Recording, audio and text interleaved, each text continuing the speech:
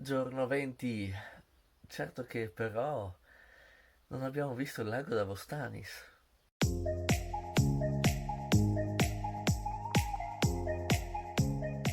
Per fortuna c'è una persona che vuole venire a vedere il lago insieme a me, altrimenti era dura farla in giornata, salire su in bicicletta e ritornare indietro.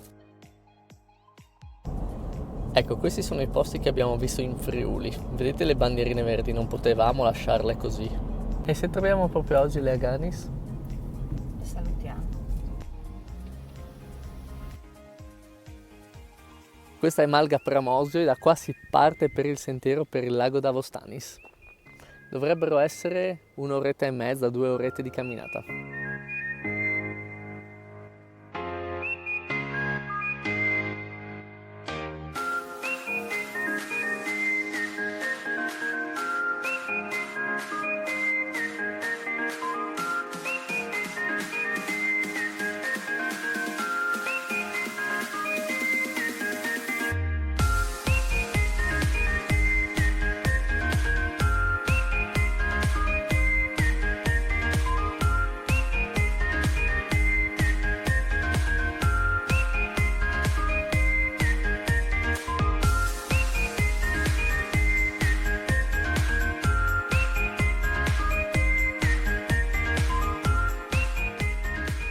Bello bello, poi un'oretta, quindi questo è proprio fattibile per tutti.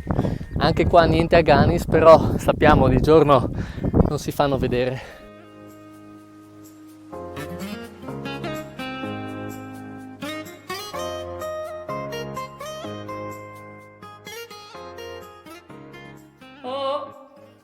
Ma il nonno ti ha mai raccontato qualche storia sugli Saganis, gli Sbilf?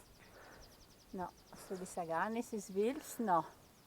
Però diceva che quando lui era piccolo vedevano delle ombre, avevano delle paure, vedevano delle luci, specialmente la sera, magari se erano soli avevano paura. Però lui interpreta dicendo che avevano sempre tanta fame e che secondo lui era dovuto al fatto che erano digiuni e vedevano appunto queste luci per la mancanza di cibo.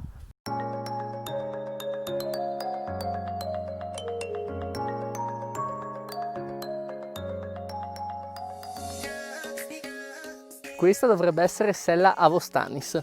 Di qua abbiamo l'Austria, di qua il Friuli e qua il Panevino.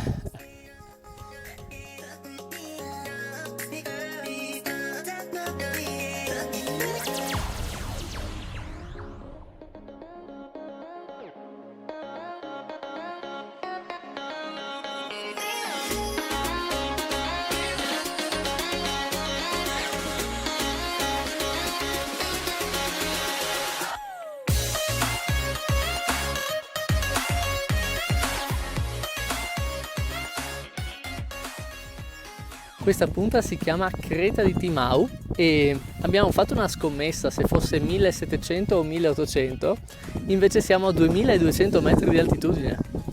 E com'è? O torni giù. Ecco. Eccoci qua. Però manca ancora qualcosa.